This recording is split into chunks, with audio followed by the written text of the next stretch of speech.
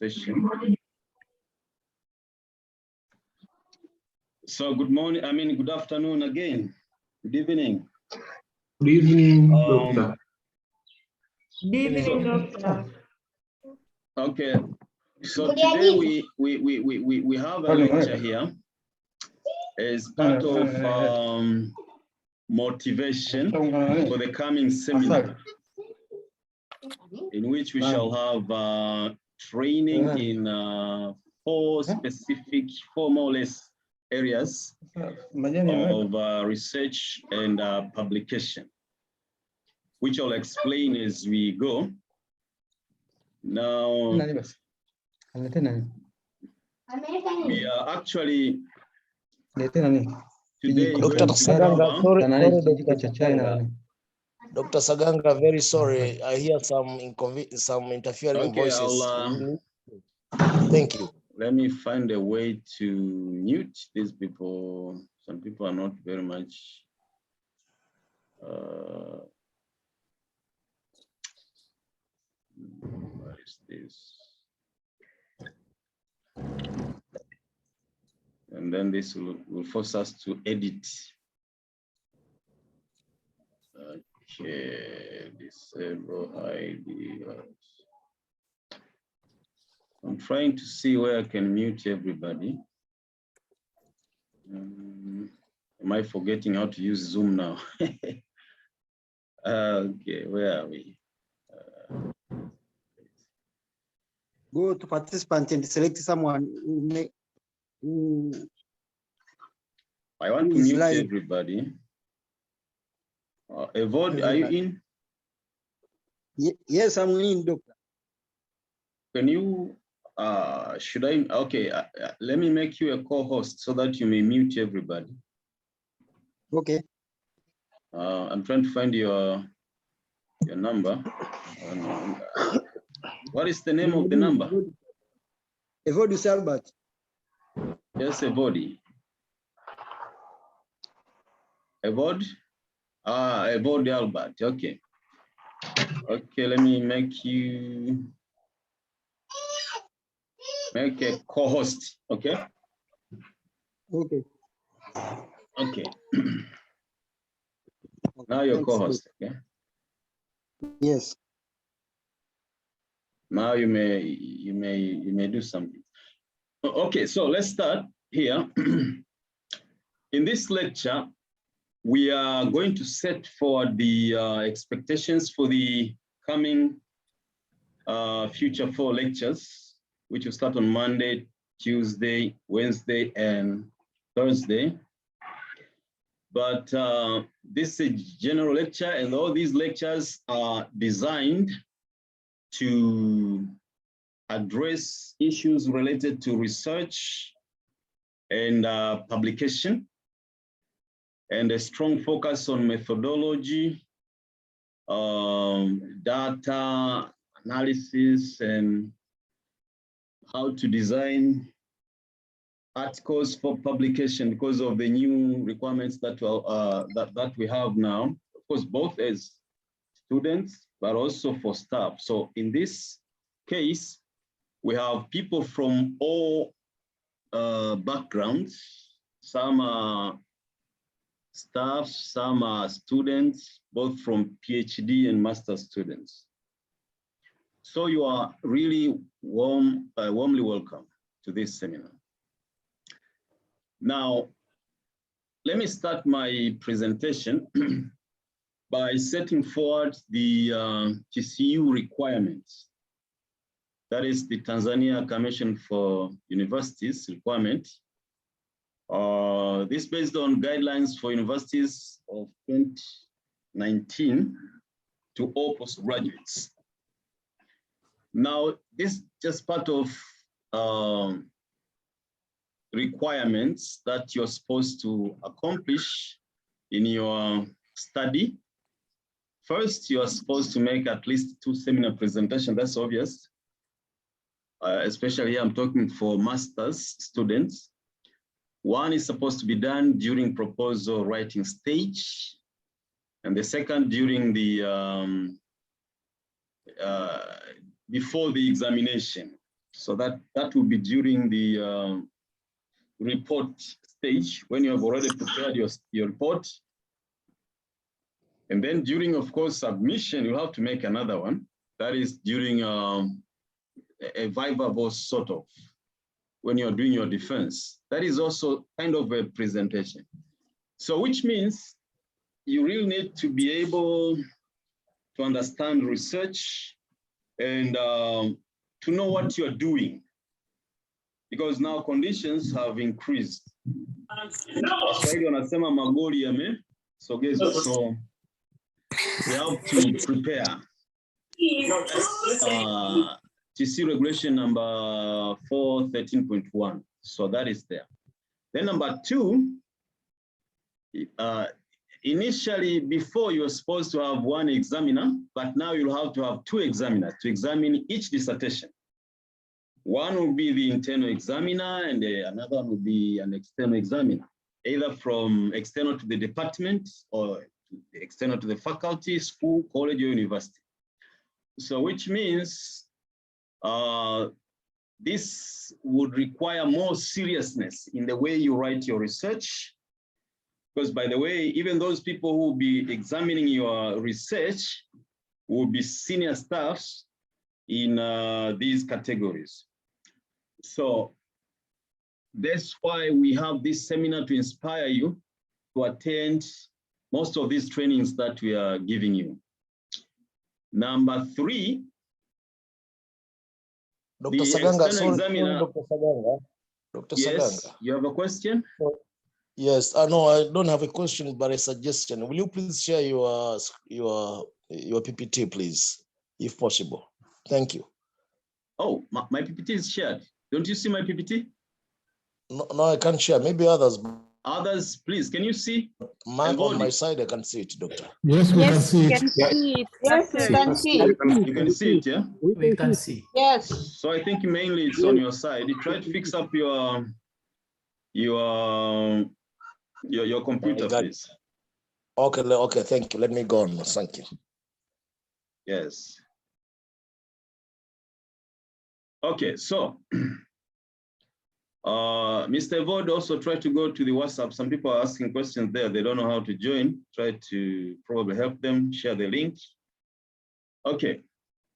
So which means we need external examiners to be present, especially for PhD, it's okay.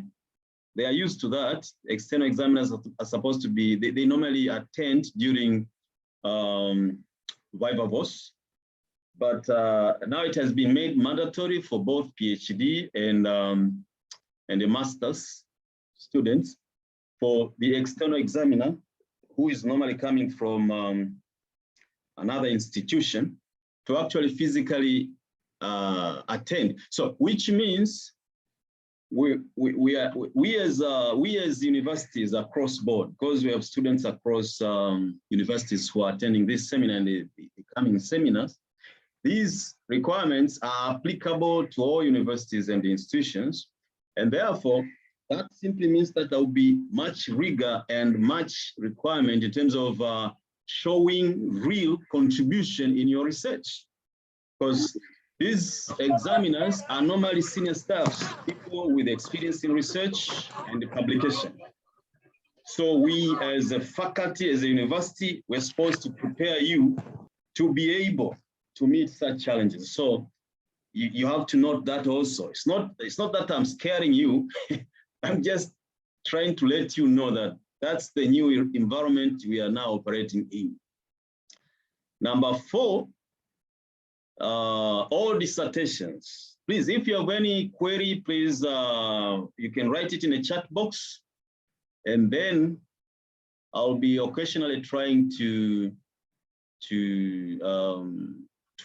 address these questions. But also, if you have technical issues, try to write to Albert. He's here in this presentation. So try to write to him. He may be able to respond. And then number 4, saying all dissertations submitted for graduation are supposed to be appended with 1 draft paper for peer-reviewed journal. That's for master students, and at least 2 or 3 for PhD students. Now that's a requirement, which means you have to know how to publish papers, how to even understand how papers look like, articles in journals, etc. So that, because peer-reviewed journals are serious journals, these are outlets of publications where you really have to write something of substance. So the way we were writing master's dissertations and that process now is changing. You really have to be serious in the way you write, okay? Something realistic has to come out of your study to be able to present it for acceptance, for the award, but also for publication, in order that you may be accepted to get the master's degree. Now, this you have no choice. You cannot say, oh, I'll shift and go to another university. This is across board, all universities. See, these are TCU requirements. And so there's no escape, but also it's something good to always learn new things and implement them. So that's number 4. Then number 5, of course, this is an advantage. You'll be allocated with at least 2 supervisors. That's for master students, but also for PhD students, it's there. It has to be 2 supervisors, at least. So it could be 2, 3, etc. For PhD also, it's the same. Then there are universities requirements, which are across board, across universities in Tanzania and in the world generally. Well, some other universities will have some minimum time for you to accomplish your defense, especially for PhD. For example, for the Open University of Tanzania, it's 9 months since registration, etc. But you are expected to write a comprehensive proposal in which these elements will have to be there. Comprehensive literature review. It has to be very current. So we'll teach you how to get the most current literature review. It has to be. We'll also teach you how to do that. It has to be critical with some critical theoretical analysis, because at the end of the day, it's not about whether you're going to use a theory to accomplish something, but rather it's about whether you're going to critique the theory, to assess its applicability, or even to contribute something to that theory. So it's about theory building. It's about contributing to theory. Those are the issues that we'll be dealing with at length in your study, but we'll be exposing the most important things in this seminar that will be training from Monday on, okay? You also, there are things that students mostly do not tap into. Things like, for example, the way you model your literature review, you have to show the connectivity in your discussion. For example, we will teach you that, how to show the effect transmission mechanism between variables, or the so-called effect channeling mechanism, how effects are channeled between variable X and variable Y, or between variable X and Y through a mediator variable or a moderator or anything, okay? So that is very important in terms of theorizing, when you are involved in theorizing, okay? So the intermediation of effects, whether it is direct, whether it is mediated, or whether it is moderated effect, etc., all these aspects will be dealt with in detail from from Monday, Tuesday to Thursday, okay? So we'll be dealing with all these things. So that is a very important thing that will help your literature review to lead you to the research gap that is mostly sought by researchers, students, and academicians alike. Because we as academicians also, we're supposed to publish articles in order to be promoted. Now, it's not really easy to come up with a theoretical contribution unless you know how to do a systematic, which I will show you later, a so-called systematic literature review, a systematic literature review. And this is applicable to all disciplines, not only business, in education, in social sciences, everywhere. The principles are the same, yeah? And then how to identify the research gap, okay? Particularly the theoretical gap. At the PhD level, you are expected to come up with a theoretical gap. At the master's level, well, you are expected to come up with an empirical gap, but if you come with a theoretical gap, that would be even much better. But for a PhD, you're expected to draw some theoretical gaps, some empirical contributions, and then some possibilities of policy implications. So these are things that you're supposed to be aware of in that fashion. What are the theoretical gaps? Now, you need really to know what is already known in that domain of your study. It could be finance, maybe if it's finance, maybe credit. If it's marketing, maybe distribution. If it's procurement, it could be supply chain or anything, or in any other discipline.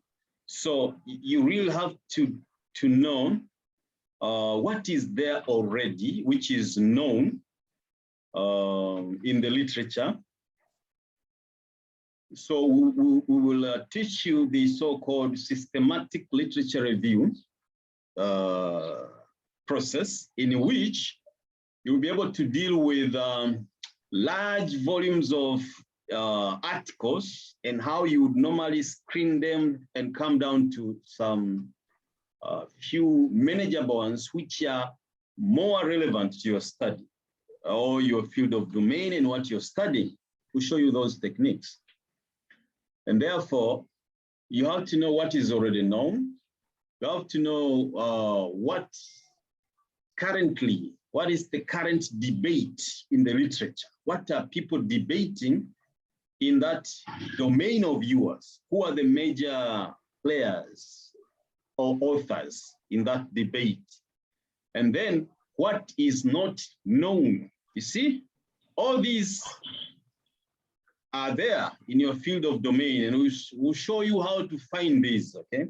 What is already, what is not known, and now how to pick among those things that are not known, which we normally call them gaps. Which one are you going to address? Because there are many gaps, you cannot address all of them. But we also try to show you how does gaps qualify to be gaps, especially theoretical, empirical, and what are the policy implications, possibilities. Then you'll also be expected to show a summary of literature with research front, that is, where is the literature headed in that field of domain? That's the front. And that's where you're supposed to stand as a researcher and be able to drive knowledge, because research is all about creating, knowledge, okay? And that can be summarized in a table. Then of course, your specific objectives and how to design them, the model, the hypothesis, etc. Now, This is adapted from Sounder in 2019, is the classical sort of presentation of the research methods generally.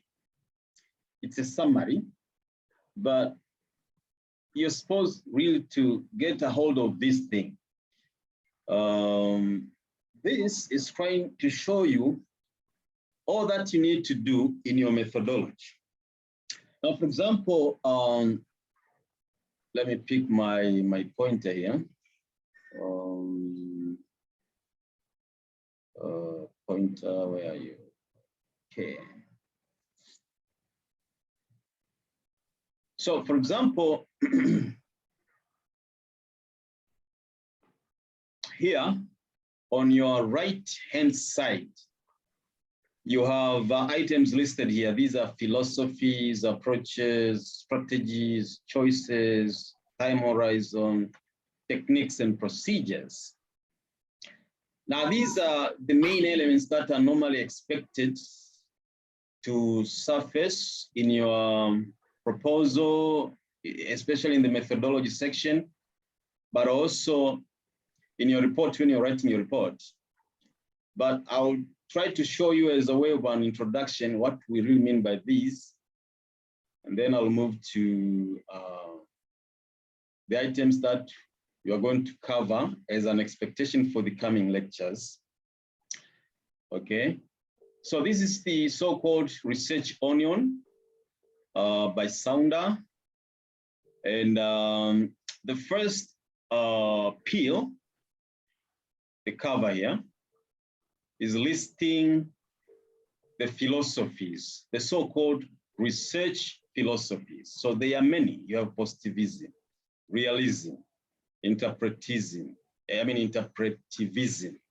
objectivism, subjectivism, etc., etc. Now, these will dictate how you should approach your research.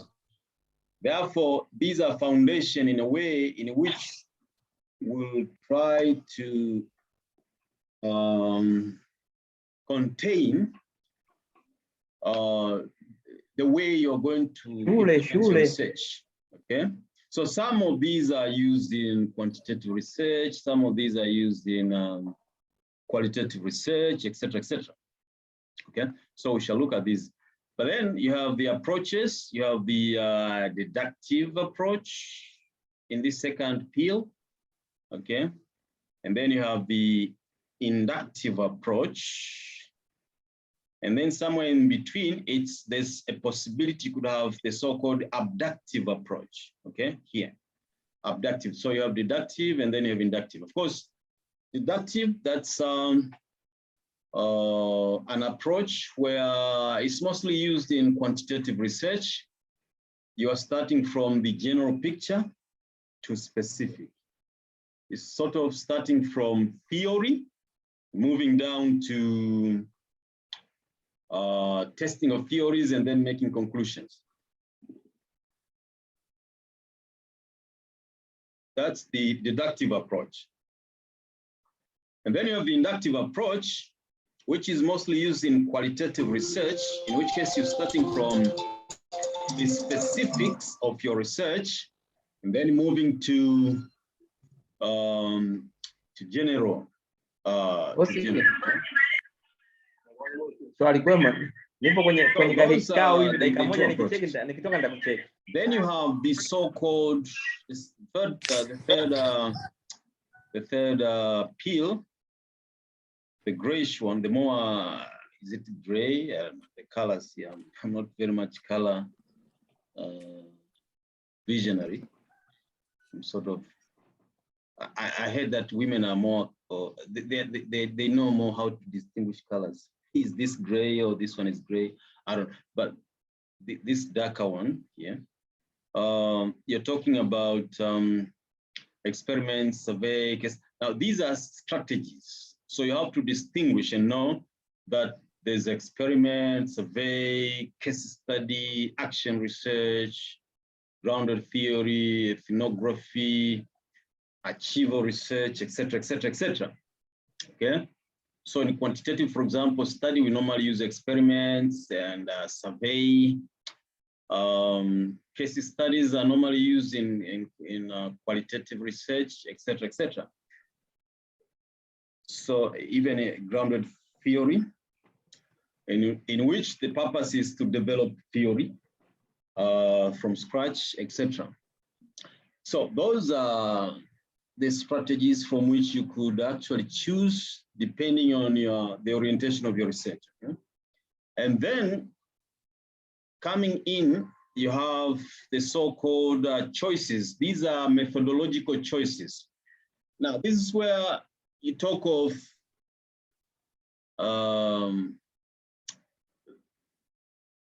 design in terms of whether it's a mono method or a mixed method or a multi-method.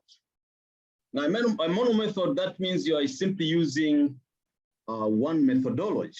It could be qualitative methodology, just a single method, okay? Employing a single type of methodology.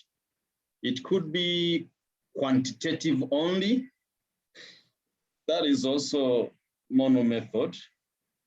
Now the mixed method here would normally represent a mixture of two different types of methods. So for example, you could have qualitative method and quantitative method being mixed together to formulate, to formulate one proposal. Therefore, that is called a mixed method approach. And then you have the multi-method. Now, the multi-method is sort of, for example, you could have two qualitative methods. So that is multi-method. For example, you could have a case study and a grounded theory being done together. That would be a multi-method. It's also possible for quantitative research, for example. You could have several quantitative methods.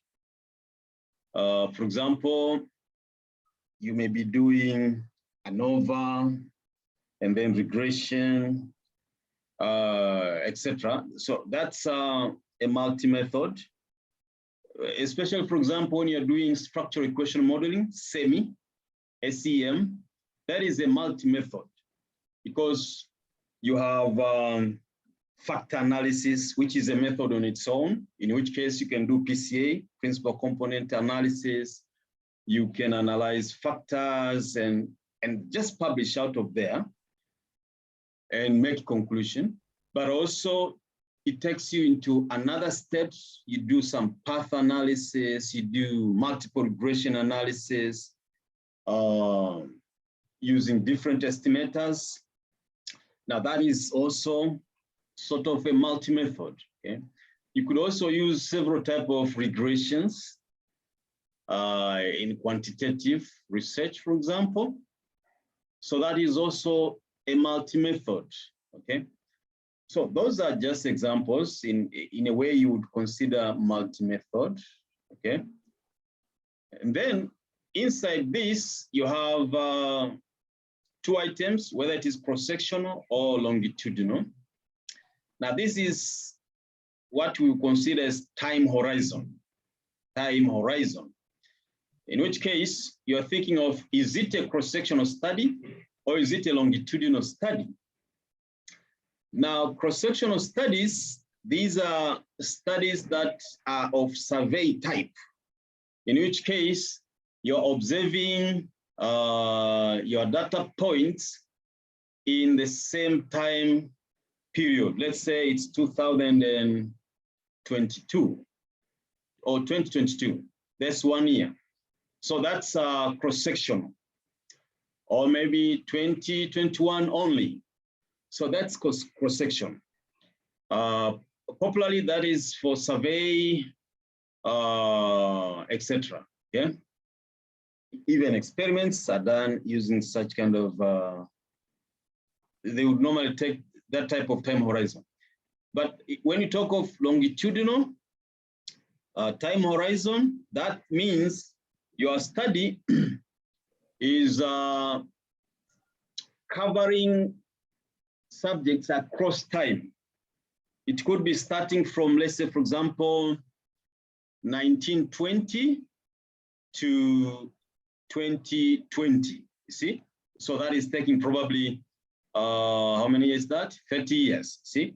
So that is longitudinal. This is popular in history, for example. You can trace things longitudinally. It's also popular in econometric, in economics, in finance, and the other discipline. You study your case longitudinally, okay? So you can do regressions, you can do it by quantitative studies or even by qualitative study, all these so-called tracer studies, etc. They are very useful when you are approaching your study across time horizon, that is longitudinally, okay? That's if you're looking at it longitudinally.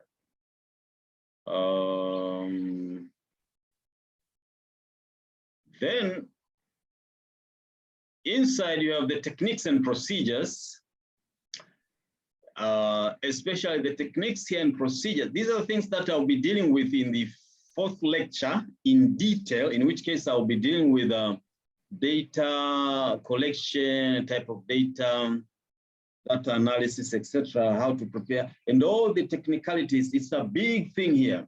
People normally overlook this and think it's a small thing. It's really a big thing and very involving. So don't miss that lecture. That will be done on Thursday next week. And I'll try to show you some idea here as we go.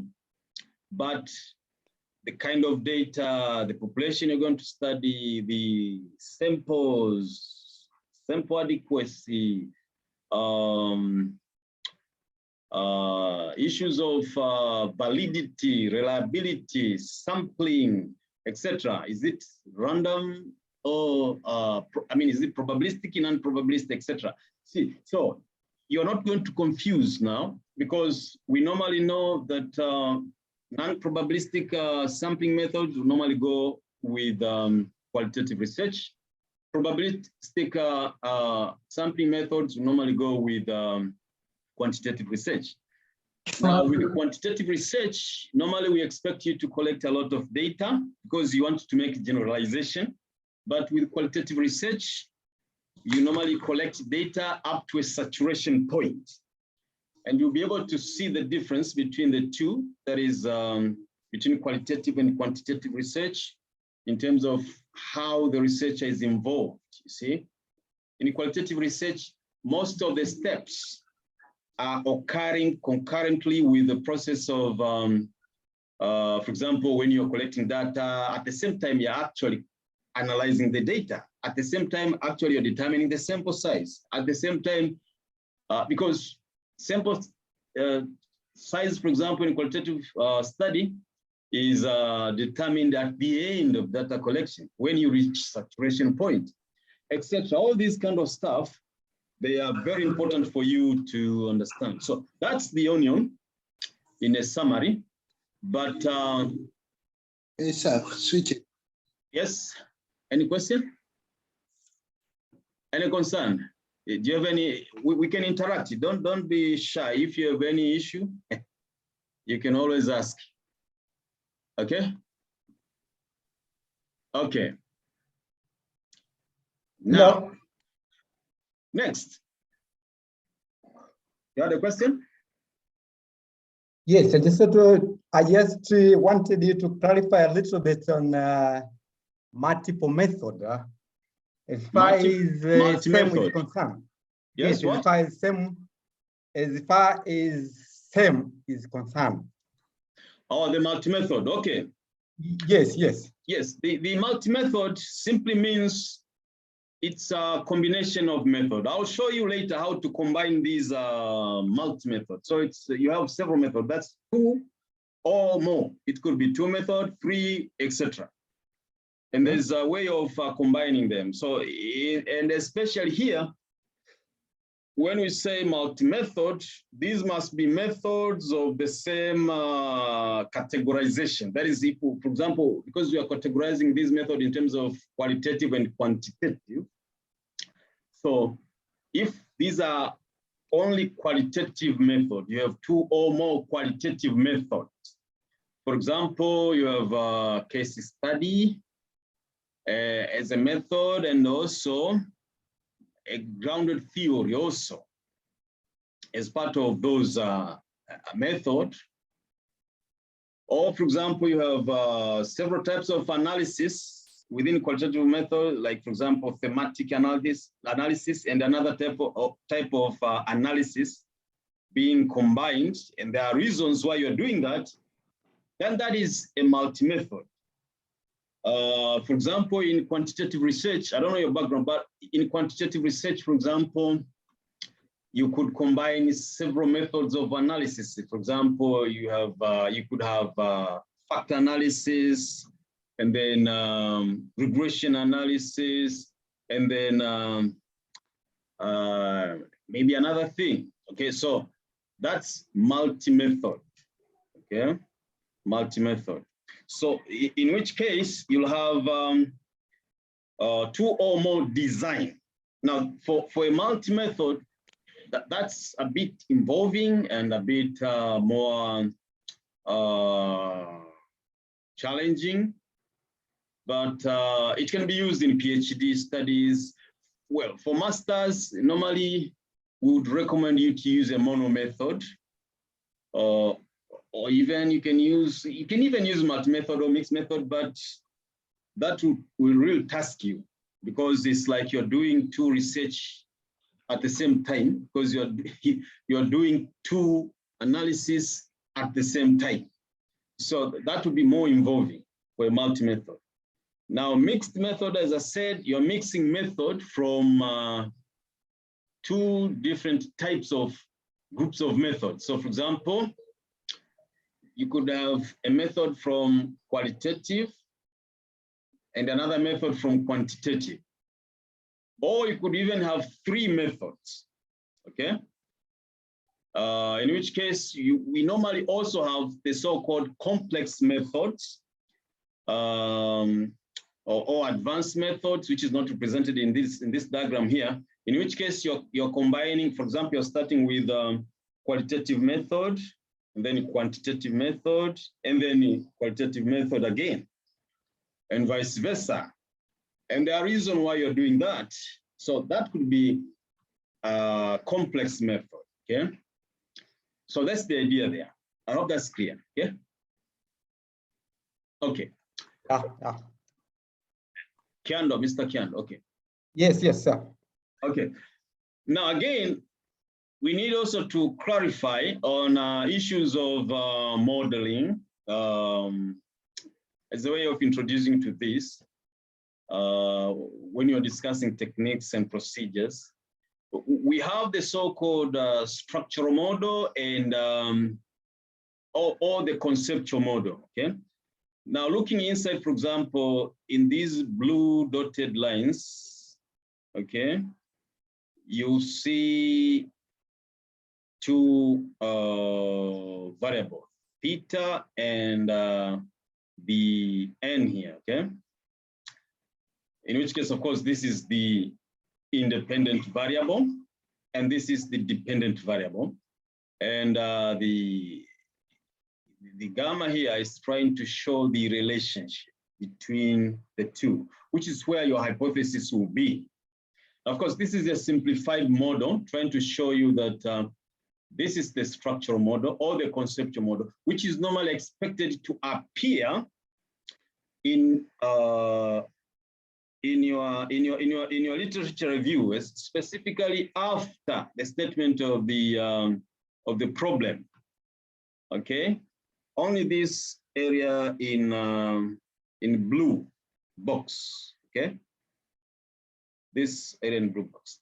Now, in this example, of course, it's just a 2-factor model, 1 independent, 1 dependent. But it could get complicated. You could have several of these independent, even several of these dependent. There are all possibilities depending on what you're modeling. But I have done this for illustration only. Okay. Now this is the so-called structural model or conceptual model. Okay. Then the other thing which you need to know is the models that are in the red boxes, dotted red boxes, okay? On this side, on this side. Okay?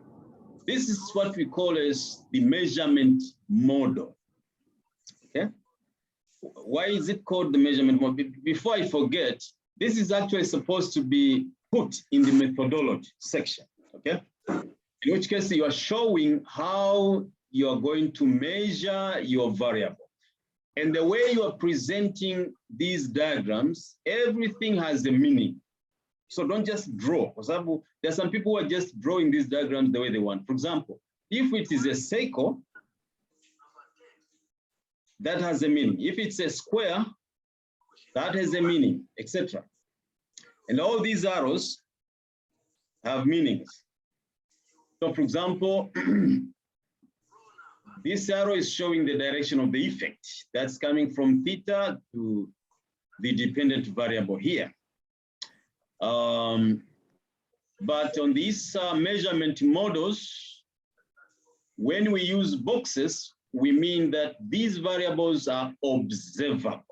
I mean, these the indicator, okay? This is the indicator. It could be an indicator or a variable. So if your variable is as a box, okay, that simply means it is observable. But if it's a circle like this one, it simply means it's not directly observed, which means it can be observed through other indicators. Let's say, for example, X1, in this case, X2 and X3. So in order to understand this, you have to observe this by measuring X1, X2, X3. Okay? That's the idea there. So for example, let's pick an example in social sciences, like say, for example, you want to measure, let me start from business, for example, you want to measure performance. Now, performance, there are many ways of looking at performance. For example, if you're talking of employee performance, for example, that would be, for example, in human resource discipline. If you're talking of employee performance, that's not directly observable in research terms, okay? So you'll have to have indicators that will help you to observe employee performance. Could be 3 indicators or even 1 or several. So that's the idea there. Or if it is performance in disciplines like, for example, finance, you may or you may not observe performance directly, but assuming that you cannot observe performance directly, if you're talking, for example, of financial performance, okay, you can always observe it through ratios. It could be return on equity, it could be return on investment, it could be return on ROCE, on capital employed, etc., etc. Or you can even use some other advanced method of observing performance. So you can decide to observe them through indicators, or you can observe it directly. So in which case, you can do the so-called factor analysis to derive your variable.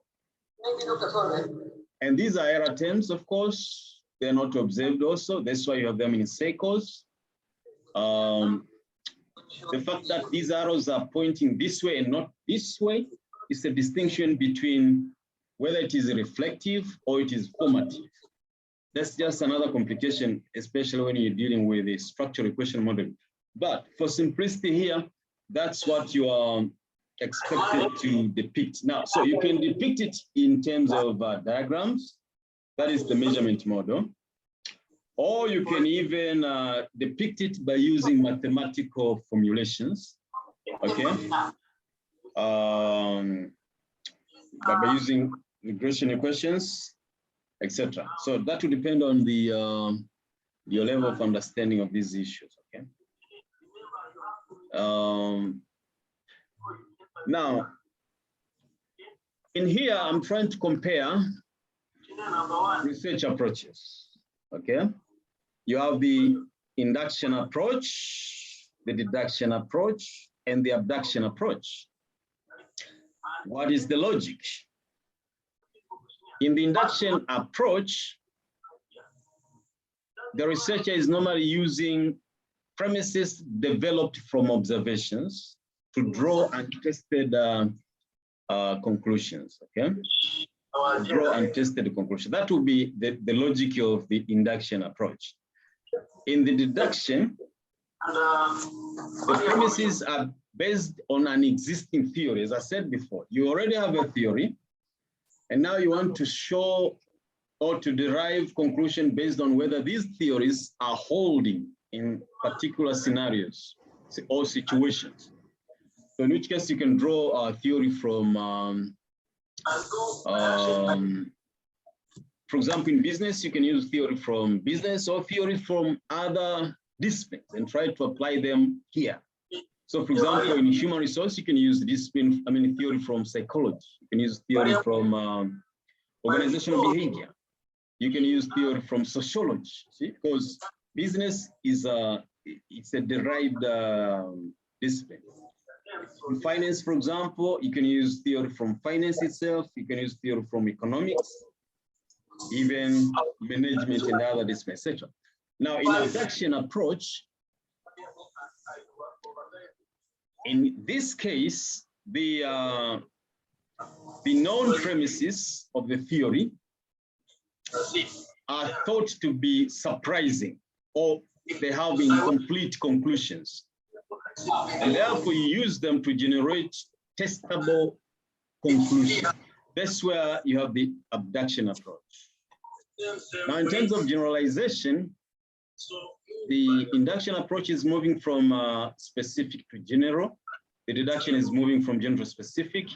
The abduction is actually an interaction between the specific and the general. I'll show you later how that happens. Okay. And then in terms of generalizability, the induction approach cannot be used to generalize findings. The deduction approach can normally be used to generalize findings, but the abduction approach, the findings can be generalized to the research settings or the context the research is applied. Okay, so it's a trade-off between generalization and trying to be specific. Now, in terms of use of data, in induction, researcher collects data to identify patterns. You want to identify patterns, themes, and come up with a conceptual framework as conclusions. So that is induction, and that is normally popularly used in qualitative research. While in deduction approach, data is collected to test hypotheses restated to an existing theory. Now that will depend very much on how you are capable of theorizing and coming up with testable propositions and concepts, which you would normally state them as hypotheses, okay? Now in abduction, the researcher collects data to identify patterns, themes, and come up with a conceptual framework and to test the hypothesis as well. So it's sort of a combination between the two, and that normally will be done in steps. In terms of theory, the induction approach is used to build theory, okay? But theories cannot be verified by the induction approach. So the qualitative research or researcher is primarily involved in building theory that will be tested in deductive approach. So the deductive approach, which is actually the quantitative approch, is used to test theory. Sorry, doctor. In terms of being able to verify them or falsify them. Yes, you have a question? There are some others which are not muted in their instruments. Yes. We request other people to mute, please. If you are you have an issue, please, you may also raise your hand. We request the monitor, Mr. Vodi, to try and control the noise, okay? Okay. So in the abduction approach, theories generated or modified, mixing existing theories to build a new theory or modify existing theory. That's how you normally, I'm sorry, that's how you normally deal with theory in abduction approach. Is it someone, Frankie Magili, can you mute your mic, please?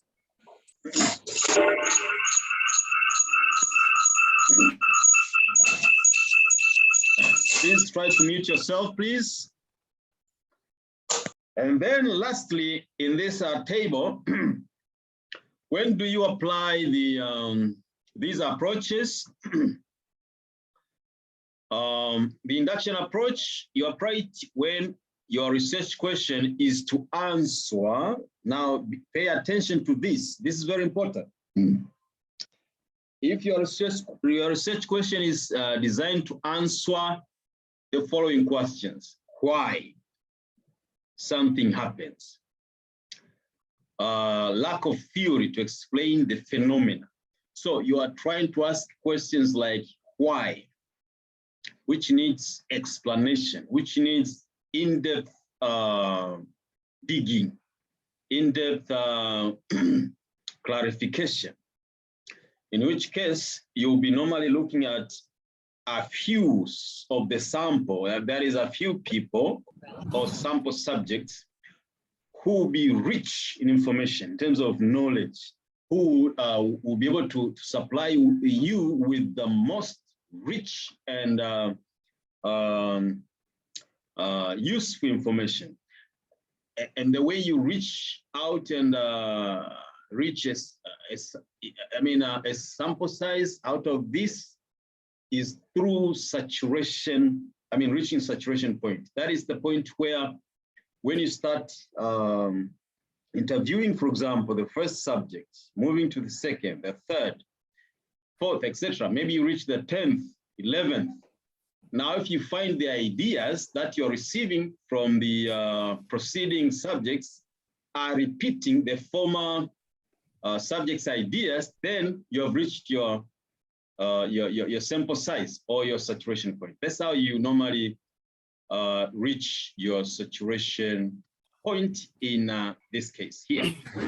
You are trying to answer the question why. In deduction approach, when your research question is to describe what is happening, and technically here, you will spend a lot of time trying to answer questions about, for example, direct effects, mediation effects, moderation effects, and all these other kind of effects that we're going to assess and identify in the coming lectures.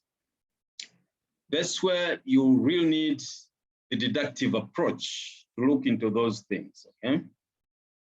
Now, the abduction approach, that's when your research question is to describe and test some surprising or incomplete in conclusion, which would normally necessitate you to use two methods in a mixed fashion, okay? So, for example, you may need, for example, maybe you're doing quantitative and then you proceed to do qualitative research. Why qualitative? In order to be able to explain the quantitative results, okay? That is, you do quantitative research sequentially, and then you do qualitative research to explain the results of the quantitative research, because maybe they are inconsistent or incomplete. Now, that is a mixed method. That is an abduction approach, and that would normally be an explanatory research design. explanatory research design. You're using qualitative research to describe quantitative results from quantitative research, okay? Or the other way around, you start with qualitative research and then you do quantitative research. Why would you do that?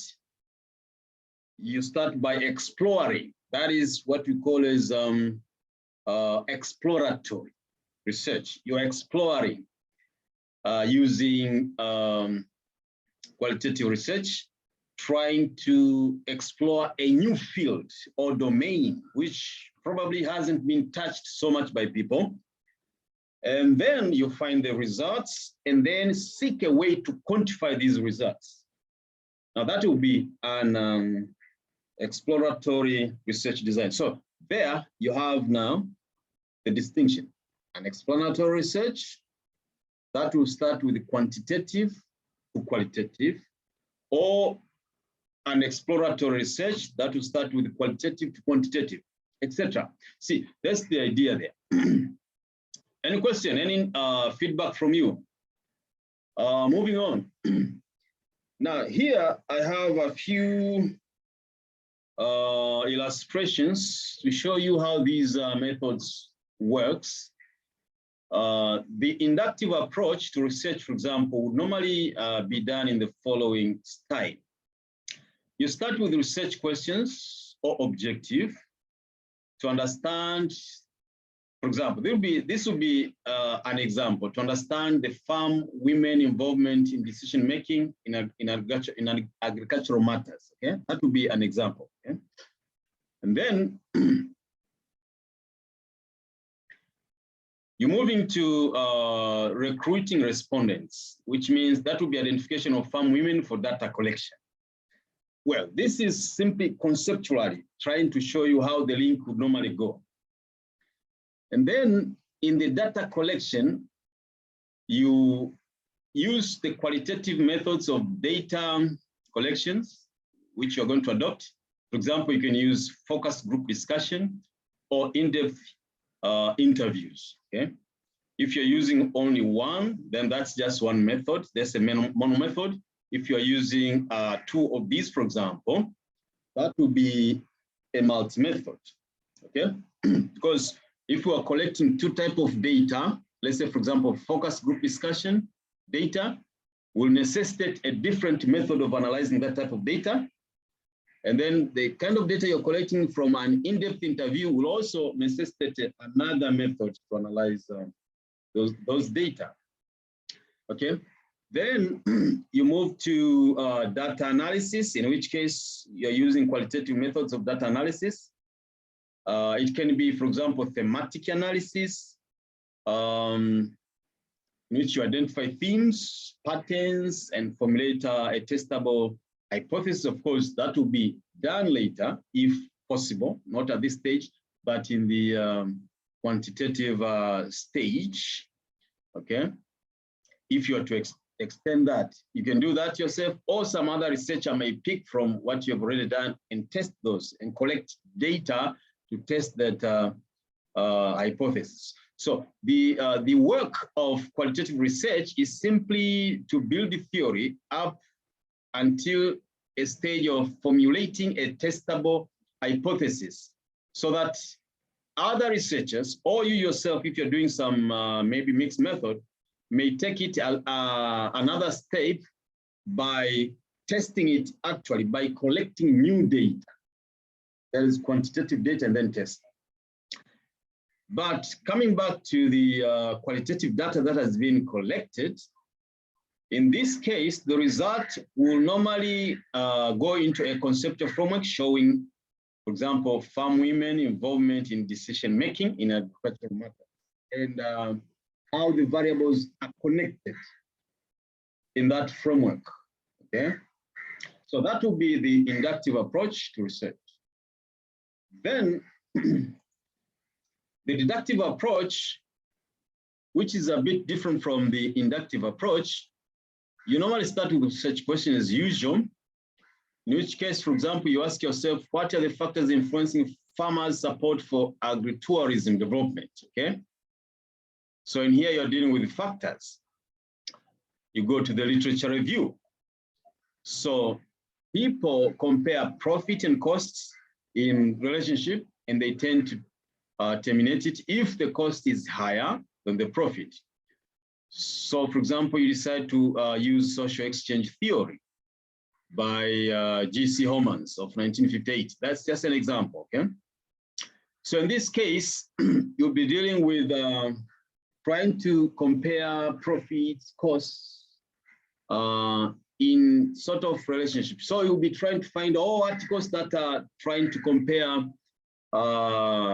those factors, profits and costs, etc., and try to see how these factors are discussed in terms of affecting farmers' support to agritourism development. See, that will be the approach. Then you propose hypotheses. Now, these could be hypotheses which have already been proposed by other researchers from qualitative research or other researchers who are doing conceptual papers, as we shall see later, or other researchers who have done theoretical papers, or other researchers who have done literature review papers, okay, or meta-analysis papers, etc. There are many such kind of papers. So you need to know all these type of resources that are available for you.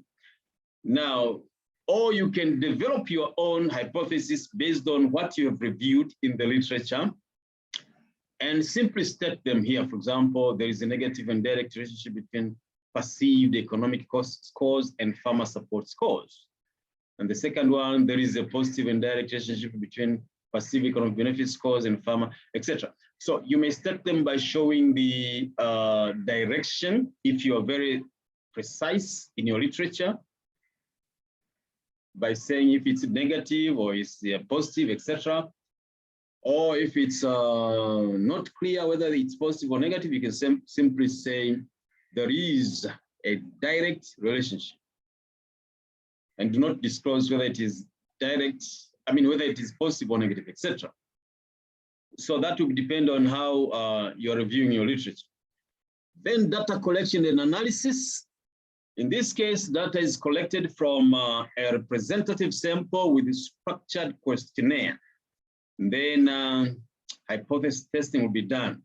But also, it's not only necessary that you collect from questionnaire, you may also collect data from secondary data sources, which we shall delve into or dive into the type of sources of data and how to handle them in the upcoming lectures. And then you have your results, okay? Then you have to either state whether you're supporting the proposed hypothesis in the theories by stating whether you are corroborating them or whether you are not corroborating them based on the findings of your data, okay? Then the abductive approach is an approach in which you start with your research questions or objectives as usual. Why? You may have the following objective, for example, to understand farm women involvement in decision-making in agricultural matters, for example. And then you move to recruiting respondents, that is identification of farm women for data collection. That's your population, actually. You're trying to identify what is the possible population. Now, this is trying to show you the linkage in this type of approach. But this is not the research process. Don't mix those things. It's just the linkage, because your title must connect to your research problem. It must connect to your research objective or questions. It also must connect to your theory, your empirical findings, but also the model, but also the methods. Everything has to be connected, okay? So that's the idea in each case. Then you do your data collection, in which case you may start with qualitative methods of data collections, and then you may be followed by qualitative or quantitative methods, okay? Because that's the abduction approach, in which case it could be a multi-method or a mixed method, okay? That is, in which case you're combining two types of philosophy, two types of approach in your research. Then in your results, you have a conceptual framework, which is untested theory, because the conceptual framework is summarizing the theory with all the premises there, the variables, etc., and the relationships, but it is not tested. And then you have your proposed hypothesis, which is in terms of the conceptual framework, as an outline of the expected relationship between the variables, okay, which are normally converted into testable hypotheses. And then at this stage, now remember, here you did data collection and analysis in the first step. And then you also do data collection and analysis now to test this model that you've developed here in the qualitative phase. So you, the data collected here is a representative sample with, from structured questionnaires, etc. And then you test your hypothesis. You may use parametric tests or some statistical tests, okay? And then you move to your final results. So these are intermediate results from your qualitative process, because remember, all these are qualitative methods here. And then moving to your final results, which are now testing the theory that has come out as an outcome from your qualitative research process. And then you now test the theory in order to either corroborate the theory or to modify the theory or to offer suggestion for revisiting theory. All these are possibilities. So that's the process in the abductive approach. Now, moving ahead again, in your qualitative research design, okay, I'll try to zoom this so that you see this. In your qualitative research design, you start with your purpose. You have to know what is your purpose, which will normally be based on subjective interpretations to understand the participants' attributed meanings and associated relationships, okay, in a subjective interpretive ways. That's the focus of a qualitative research. Now you may pick, for example, the philosophical assumption of interpretivism, okay? That's one possibility. In which case, you may focus into critical realism and some pragmatism also may be employed, okay? Which are used in qualitative methods, okay? Then you move to the research approach, which is normally generally inductive approach. You can even use abductive approach to fit it. That's another possibility. Then you move to methodological choices, which are normally qualitative. It could be mono method or multi-method, okay? Not mixed method in this case, okay? Because mixed method will go to mostly the abductive approach. Now the multi-method are multi-method within qualitative methods or mono methods within qualitative method. Then you move to your research strategy, which could be action research. Now, action research are research specific, which are normally specific to solving a specific problem in society or in business, etc., etc. That's an action research, okay? It could be a case study. Normally, case studies are unique, okay? They're normally unique. It could be, for example, a case study of the stock exchange, for example, Dar es Salaam Stock Exchange. That's a unique case. So you can make a case study out of that, or any other unique issue or unique population or unique phenomena that normally will call for a case study. It could be an ethnography or grounded theory or a narrative inquiry. These are normally used in other social science disciplines, like in history and all these other disciplines, okay? But grounded theory could be used in human resource and all these other disciplines in business and other areas, even in education, etc. Then your sampling methodology, remember, will have to be non-probabilistic sampling. For example, here you have many. For example, you have purposive sampling, you have snowballing, you have, there are many. Snowballing, purposive sampling, you have, I don't know. There are many there, okay? So, but non-probabilistic sampling, okay? Then you have data collection, in which case you'll have to use unstructured or semi-structured instruments, okay? Remember this, unstructured or semi-structured instruments. So you'll have in-depth interviews, focus group discussions, open-ended questionnaire. Why open? Because you want to allow people to explain more, to give more detail, to go into depth in explanations. That's the purpose of a qualitative research. You want to go into depth to unmine a lot of hidden information and knowledge from the informed respondents, okay?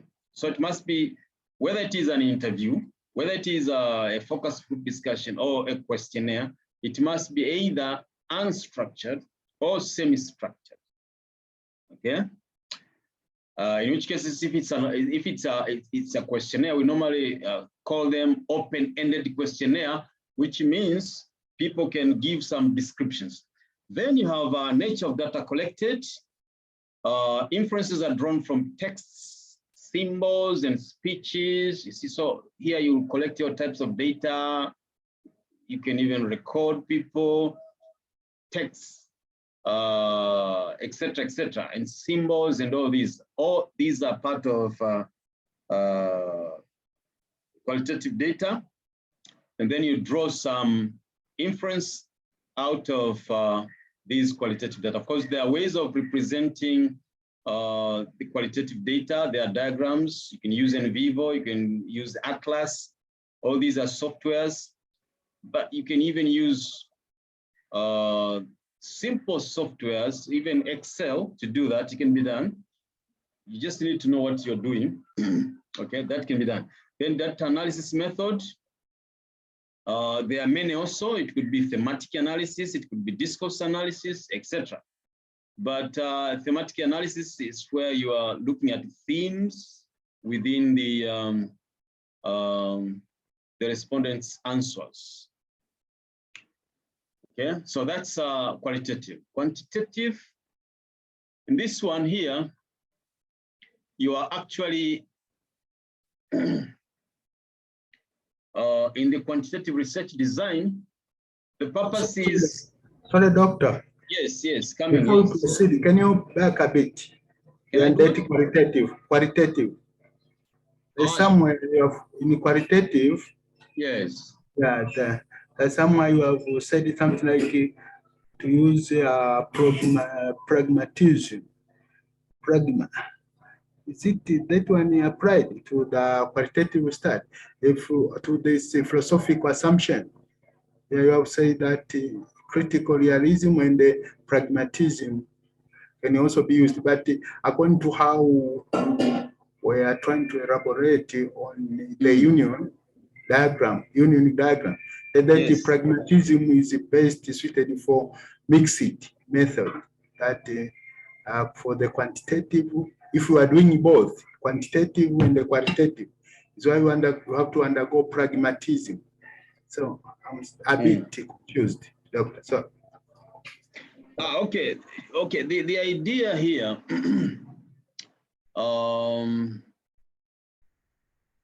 this philosophy, you really have to also find time to probably read in books, because the scope of this lecture will not go into detail.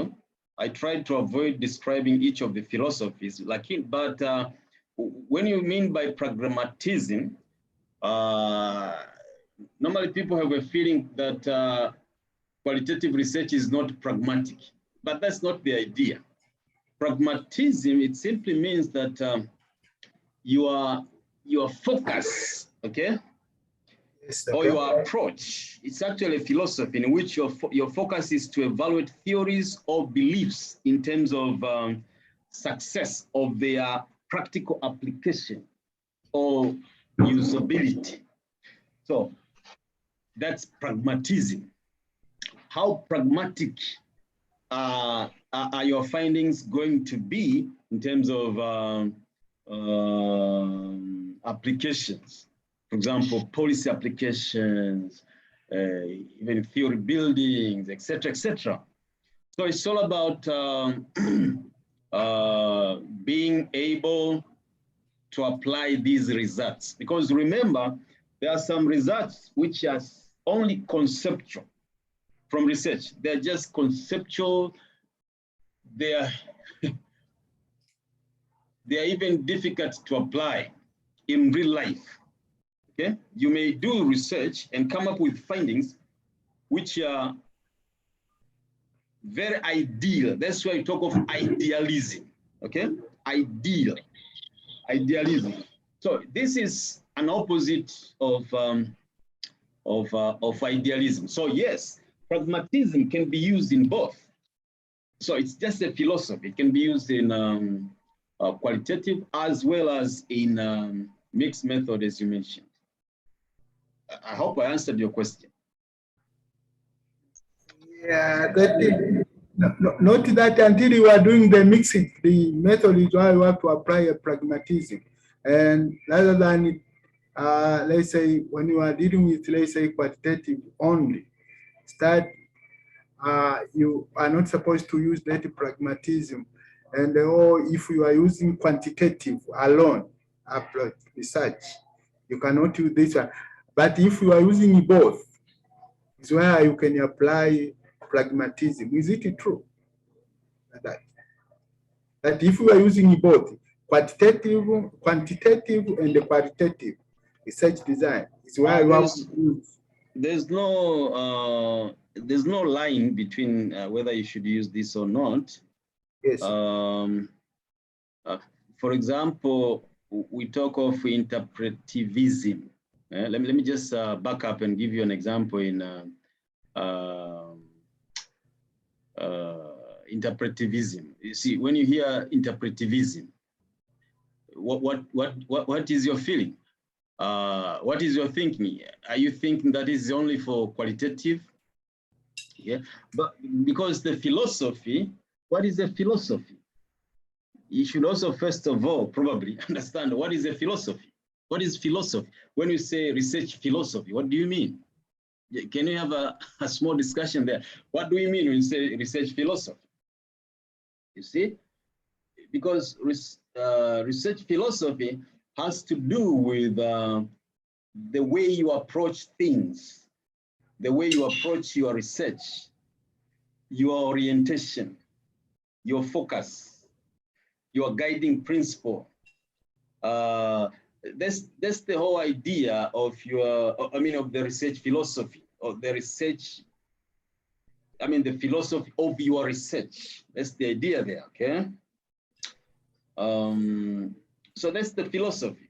So when you say, for example, interpretivism, yes, it can be used in qualitative. It can also be used in quantitative if the focus is on interpretation. Okay. Okay. That is, why are you doing your research? That's what philosophy is trying to answer in a general way. Why are you doing your research? You see, your philosophy is trying to answer that. So, for example, pragmatism has to do with, if you're doing that research using pragmatism, then you have to know the principles of pragmatism and understand that by using pragmatism as a philosophy, you want to make sure that your focus or emphasis in your research is to make your result as practicable as much as possible. Applicability in policy, whatever, etc. See? So that's what we mean by this philosophy. Thank you, Interpretism. Doctor. Do you want to interpret things? Are you studying to interpret, etc.? So, for example, in talk of realism, are you studying to establish reality? So that's the idea there. Yeah, thank you, Doctor. I We understood. find maybe sometimes also to discuss this philosophy at length, they'll help us to open up what we mean by all these, okay? Yeah, thank you, Doctor. Now, for example, here in quantitative, we normally have positivism, okay? Now, we have positivism and a post-positivism, okay? Also, critical realism and pragmatism can also use quantitative research, as I said.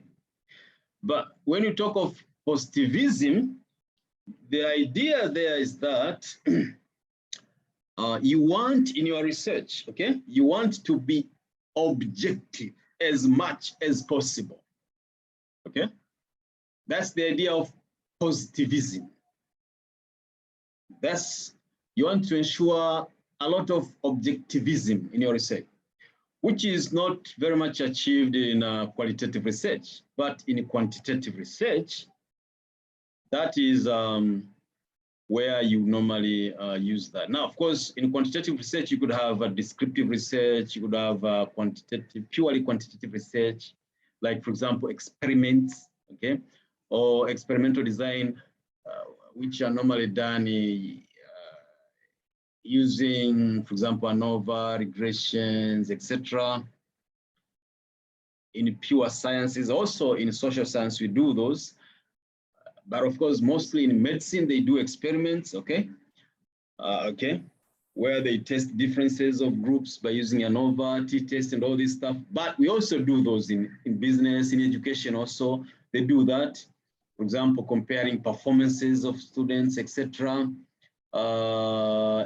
See, so the idea there is to be objective. That's positivism, okay?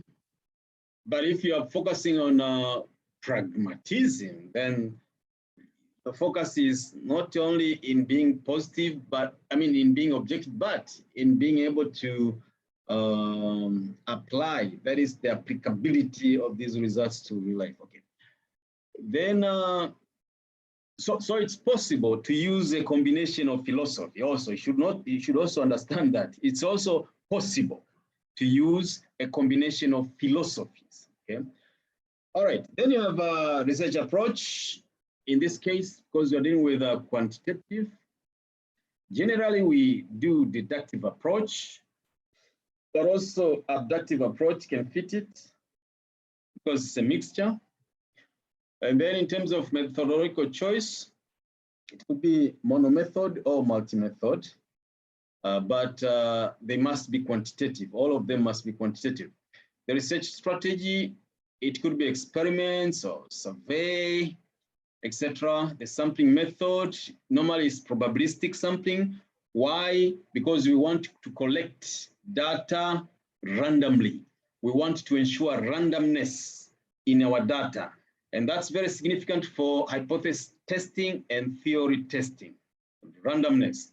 So there are several methods: simple random method, systematic random method, cluster sampling methods.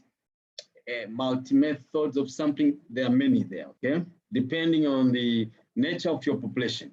Then data collection, you have structured quantitative instruments like structured interviews. You can do structured interviews.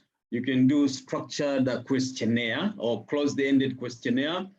You can do, you can administer them by using papers, telephones, etc., by mail, by all means, okay? That's something we shall discuss in detail in the coming lectures on how to do this, okay? And how to ensure reliability and validity of the data you're collecting. We shall also study how to establish the scales, the scaling in your questionnaire, okay? Because most people have crammed the Likert type scale, but there are many other scales like the thematic scales, and all these are used in quantitative research, which are very useful. The indexes, etc. The nature of data collected is normally numerical and standardized. So inferences are drawn from numbers. Then data analysis methods, they are normally quantitative. It could be, so you'll have to have descriptive, arithmetic, correlation, regression, structural equation modeling, ANOVA, factor analysis, canonical correlations. There are many methods. Could be mediation analysis, or moderation analysis, etc. So there are many methods there. Those are just a few to let you know what we are doing. Okay. Now next, the mixed method, according to Sounder, of course, that's a guru in research. Mixed method can be classified into 3 ways, which are as follows. You have, now pay attention to this. This is very important, okay?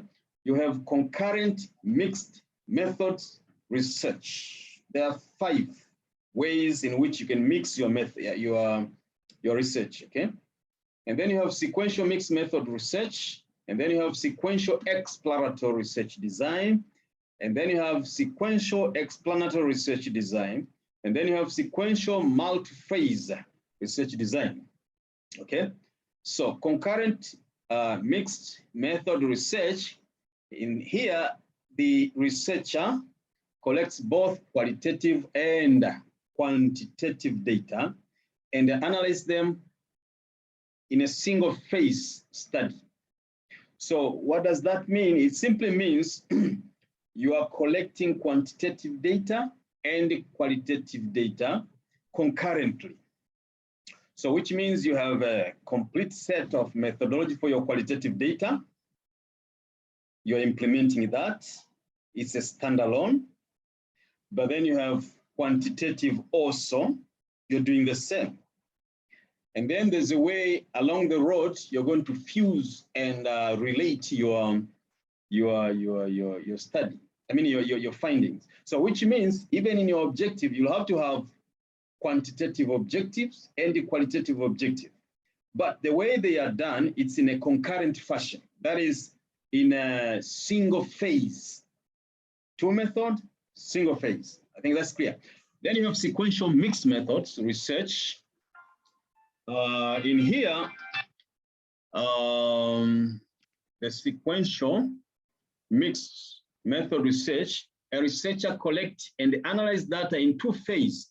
So you have 2 phases, which can be further be divided into 2 forms. So what does that mean? You start with phase 1 of data collection. It could be both quantitative and qualitative. And then you move to a second phase, okay? Collecting data again, okay? It could be either qualitative or quantitative. And then these could be partitioned into 2 forms, okay? So you have 2 phases of your implementation of the method, phase 1 and phase 2. And therefore, in a way, that simply means that phase 1 must be connected to phase 2 in some sense. That is, phase 1 is supplying some input into phase 2 for further processing. So that's a sequential mixed method, okay? Then you have sequential. Now, this is very specific now. Sequential exploratory research design, okay? What does that mean? It also have 2 phases, but in phase 1, you normally start with the qualitative. And that phase, the phase 1, which is exploratory, is sort of you're exploring your research in a broad sense, okay? And then out of your results from the exploratory research, you develop a quantitative data collection analysis. I mean, data collection design and analysis. That will be your second phase, okay? So this second phase is quantifying the results from the quantitative. Now, this is called exploratory research design, okay? So you have phase 1, phase 2, and they are linked in that way, okay? Then you have the sequential explanatory research design. Now, in this case, you start with quantitative research. That's the first phase, and it is actually the major phase, okay? Normally, in this case, for item number 3 and number 4, the first phase is the major phase, which is the biggest, and then is followed by the second phase, which is sort of smaller. For example, in this sequential explanatory research design, the focus here is to explain the, in the second phase, the focus is to explain the results of the first phase, which are the quantitative data.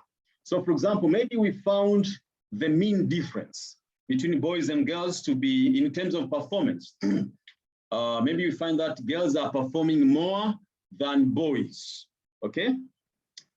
Girls are performing more than girls in maybe in chemistry, but boys are performing more than girls in physics. So, and we are, from the literature, we are not able to explain. I mean, by reviewing the literature, trying to see what other people found, we fail to explain these type of results. So what we do a qualitative data collection, in which case we'll be focusing on trying to ask questions. For example, we might sample maybe chemistry teachers or physics teachers, or even students, girls and boys who are doing those subjects, etc., or experts in that subject or these subjects, and then try to mine some qualitative explanation on these type of trend that we have observed from our quantitative results. So in that case, we are explaining. That's why it's called explanatory research design. So these are the the 4 one. Then you have the sequential multi-phase. In this, a researcher collects and analyzes data in more than 2 phases in sequence. Okay. So it's more than 2 phases. Why are we calling it multi-phase? How do you distinguish this one from the second here? Because the second one is sequential mixed method. Okay.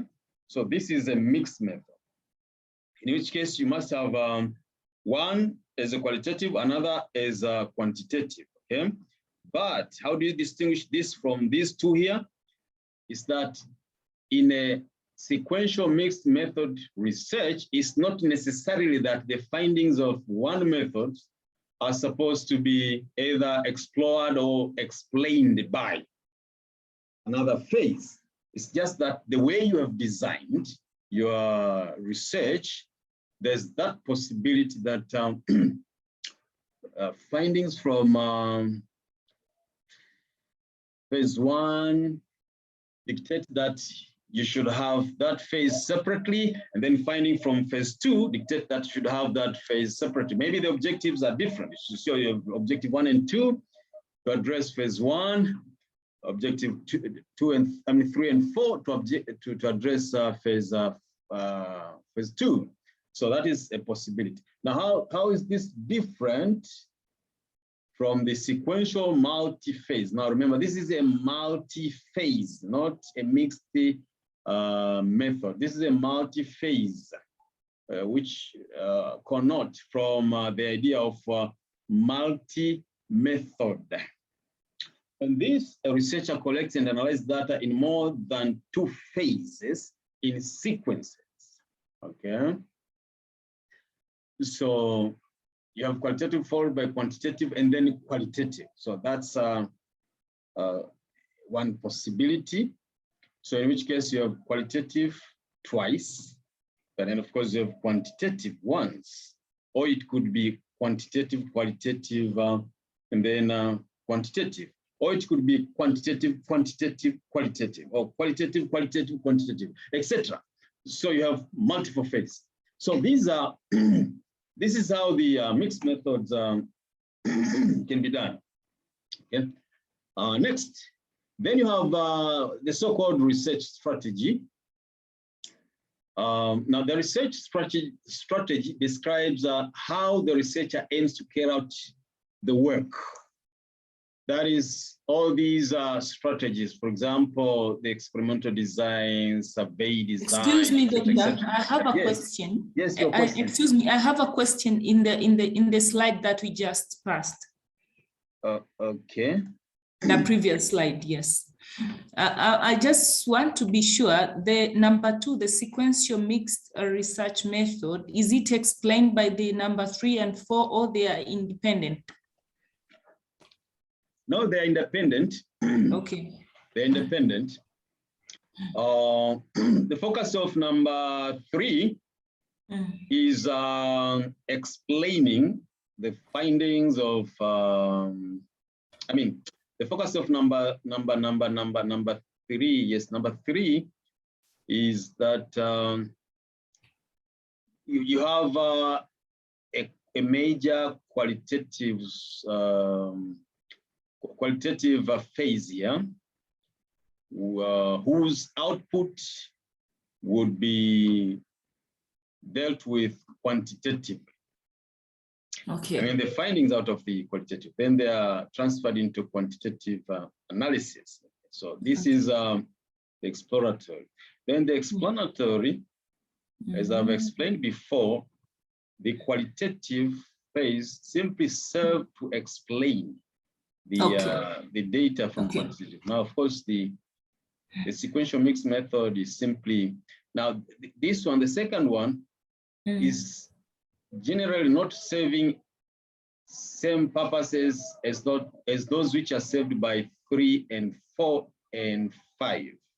Okay. It's just a matter of phasing.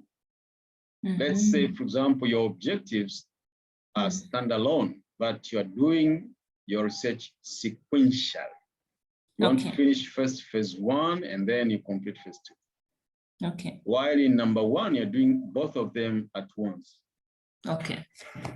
Okay, so the strategy here.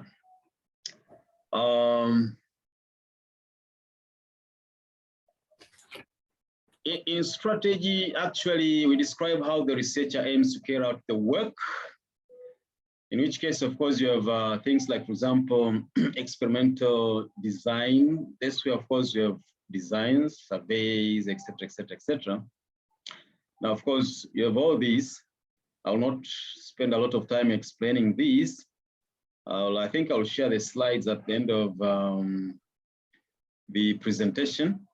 And also I'll make this video available through some means, probably YouTube or something. Then I'll share the link in the forthcoming lectures. So the experimental design, in this case, we want to assess the cause-effect relationship between 2 or more variables, okay?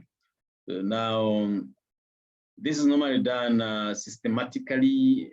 You normally have independent variables and dependent variable. You could have several on both ends. It's all possible.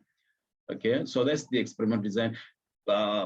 Mostly the so-called regression, ANOVA, t-test, all these are families within experimental designs. Okay.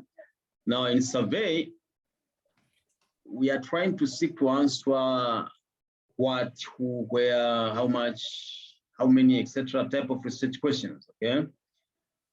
And this is the idea. Although even in research, in survey, we can do all these like regression, etc. Okay, correlations, descriptives,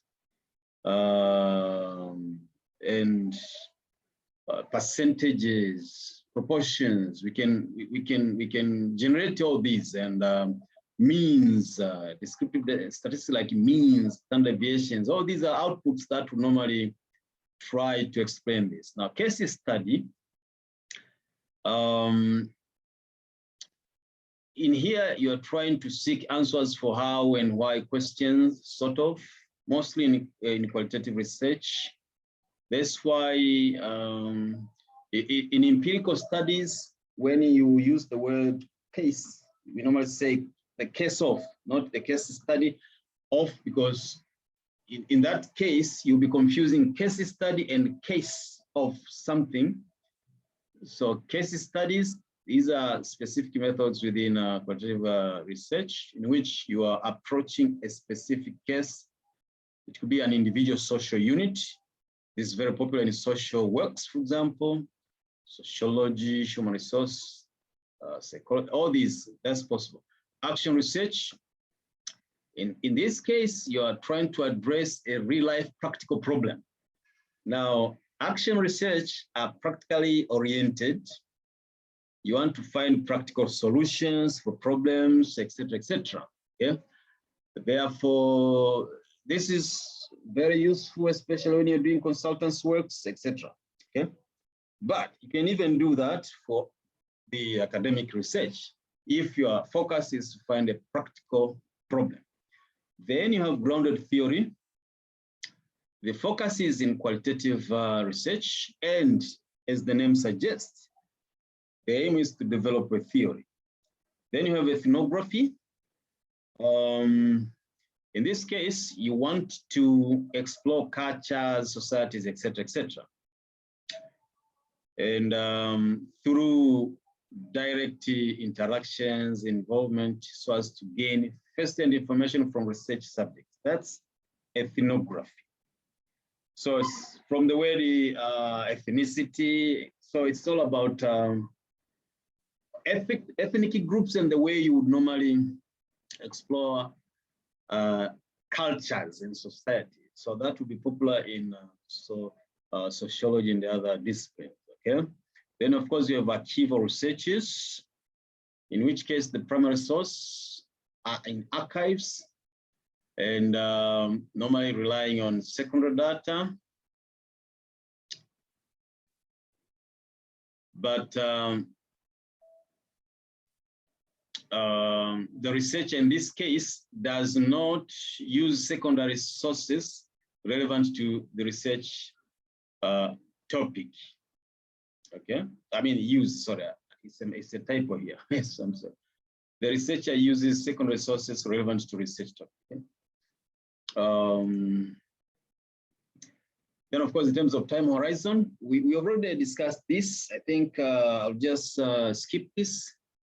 It could be longitudinal, it could be cross-sectional, but you can read more from Lewis Theman, Doctrinal Study of the Intellectual Gifted, etc. He has a good explanation there. Then in terms of data collection and analysis, I'll also skip this one because we are going to discuss this in detail also.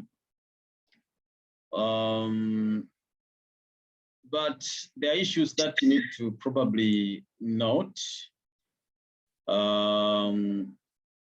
Data collection tools and procedures must be there. That is questionnaire, etc. If it's survey tools, interviews, you have to describe their procedures, the scaling, the constructions, the indicators, if they are using quantitative, the study area, etc., research population, sampling procedures, all these aspects that need to be there. Then your population and sampling procedures, how big is your population? Or if you're sampling from unknown population, that also has to be explained. And there are ways of estimating sample from unknown population as against estimating population from non-population. I mean, a sample from non-population. Then, of course, the inclusion and exclusion criteria. What are you excluding? What are you including? And why? See? And for example, in normally in quantitative research, the focus is to find a homogeneous group so that generalization may be as much as possible. Okay. So, for example, you're studying firms. You want to study maybe manufacturing firms. So why are you excluding other firms? Those are types of exclusion, inclusion criteria, etc. Sample size, sampling method, we already discussed all this. Then the data collection and analysis. We'll look at these into details in the upcoming lectures. Then the data collection and analysis. You also have to represent your study phase. You may use a Gantt chart that's more professional rather than using tables. You may use this type of chart. This is expected to be there also in your proposal. Your analysis in terms of variable, their measurements, etc. The constructs, you may prepare a table here to show how your variables are measured, etc. That might look something like this one here, where you have numbers of variables here, etc. Methods of measurements of the scale. Is it ordinal? Is it a continuous scale? Or is it a binary scale, etc.? And some operational definitions. But also you could also add another column where you show sources from where you probably adopted or adapted these measures, or if you constructed them yourself, that also can be indicated and reported. The statistical analysis, in this case here, you have to show and mention all the models that you're going to use and the tests that you're going to do. Some ethical consideration, some reliability issues, some validity issues need to be contained there. Now, unless you have a question, now I need to explain why this upcoming seminar. What are we going to cover? What are we going to deal with? Okay. Any question? Do we have any questions up to there?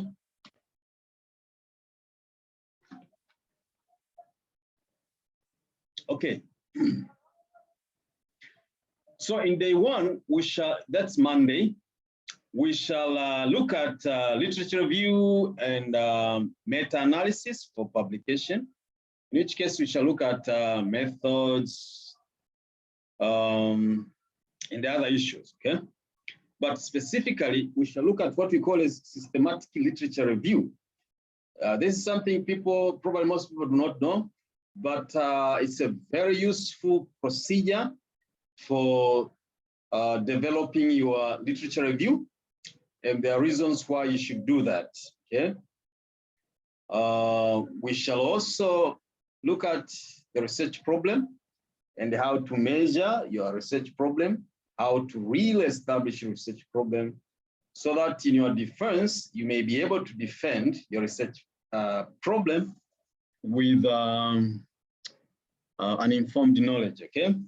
Then we will look at meta-analysis and the meta-regression, which are methods very useful in dealing with published materials, okay? Published articles, and how you can quantify results from other researchers. That's what we mean by meta-analysis. Of course, meta-regression, that means you'll be dealing with several regressions from several studies, and now you want to quantify them and establish findings based on those. There are methods for that. Now, in the systematic literature review, we'll be looking at types of systematic literature review, purposes, functions, importances, advantages, approaches of doing that. and how you can use that tool or these tools to identify your research gap and establish your research contribution. And then out of this systematic literature review, you can use it for, you can actually publish it, okay? So we'll show you how to structure your publication out of your systematic literature review and how to use it further for your research, among many other uses, okay? So you don't need to analyze data only to publish, but you can actually write a conceptual paper, which is based on systematic literature review, okay? And there are types of systematic literature review, which you shall look, okay? Then we'll look at protocols used in systematic literature review, items that are recommended in systematic literature review, the process, strategies and tricks in literature search, forward and backward searching, inclusion, exclusion criteria, etc., types of literature sources, quality assessment of your literature, data extraction, data synthesis, analysis of the literature, because you also have to synthesize your literature and analyze the literature, and then develop publishable articles out of your literature, okay? And then how to report your literature for article publication as well as for your thesis or your proposal, okay? And then in meta-analysis, of course, we look at the importance of it, types of meta-analysis, how to do meta-analysis. We shall have practical sessions, what we mean by effect sizes, meaning extraction of these types and applications, analyzing meta-analysis, model choices, meta-regression, how you're going to model these, the data, what kind of data, the analysis, interpretation, and publication of meta-regressions. Then we shall have some practice sessions on meta-regression. Then reporting of results and publication, of course. Then we'll show you some sample articles, etc., which of course you can also look for them from the internet. They're there, okay? Then specifically in day 2, we shall look on moderation analysis. We'll also try to distinguish between moderation and other models such as mediation. What is the distinction? How can you use moderation analysis to identify gaps in literature? Okay? So that you develop your research thesis. We shall also show you how to do how to theorize in moderation analysis. There are procedures that need to be followed in order to properly theorize and identify gaps. Formulate hypotheses. Dr. Sorry. Yes. Some people need to be muted. Yes. Yes, we request Evode to mute some of these people. Evode, are you there? Mr. Evode. Okay, I think they're hearing they're muted then, okay? So the steps that are to be involved in theorizing moderation, okay? We want to make you stronger so that when you present your case, your PhD, your master's proposal, or your thesis, okay? You must be strong in such a way that examiners will be able to appreciate new knowledge out of your work, okay? So we'll show you how to do that.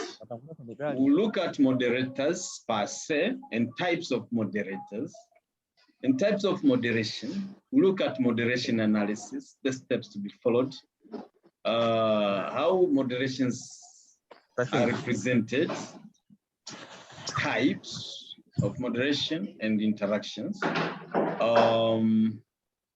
How to design tests for moderation effects so that we detect that here we have moderation or we don't have moderation.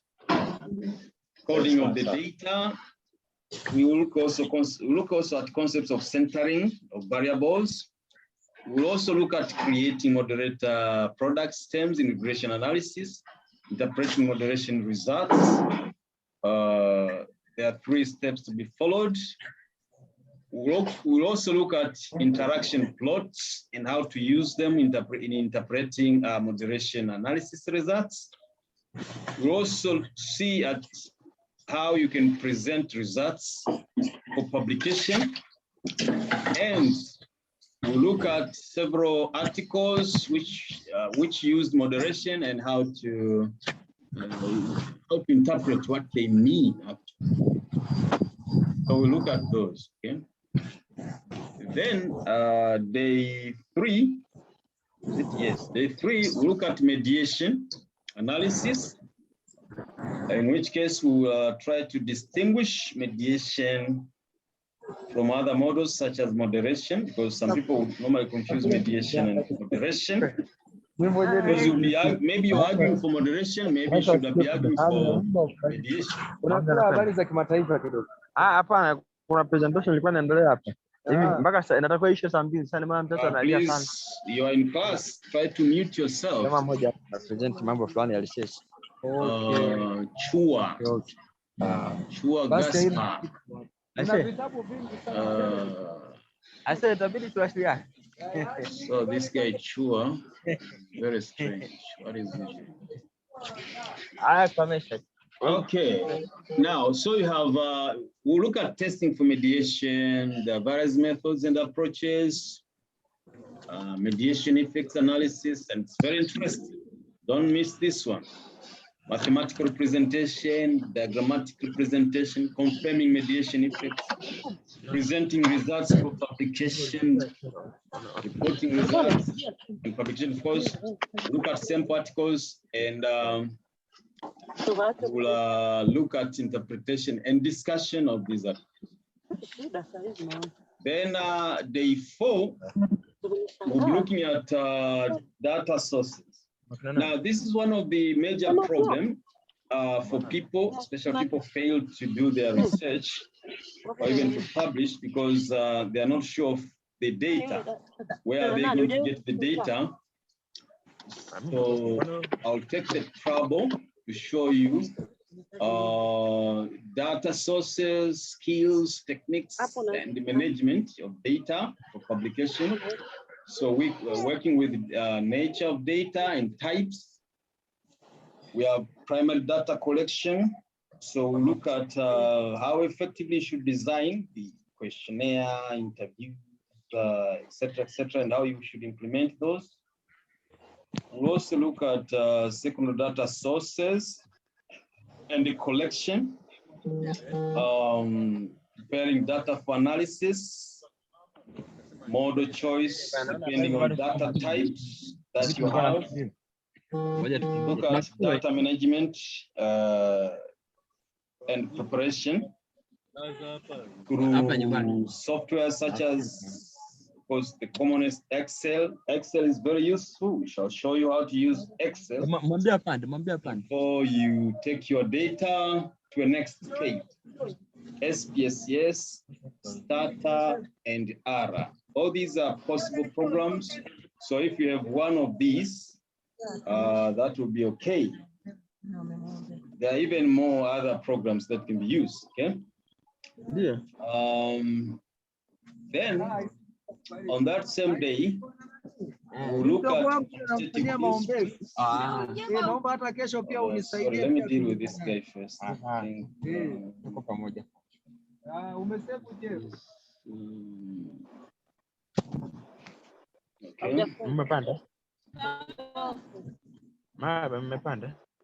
We have to remove this guy. Okay. So we will have to look at. So we will look at quantitative instruments such as closed-ended questionnaire, structured interview observation, the design, the focus, scale, measurements, language recommendations, delivery and follow-up, dealing with non-response, ethical issues, control, advantage, disadvantage, etc. All these will ensure success in your results and your finding. And then we'll look at qualitative instruments such as open-ended interviews, focus groups, etc., designs and focus, languages, recommendations, delivery, follow-ups, dealing with non-response, ethical issues, control issues, some advantages of methods, and which one you should choose depending on your case.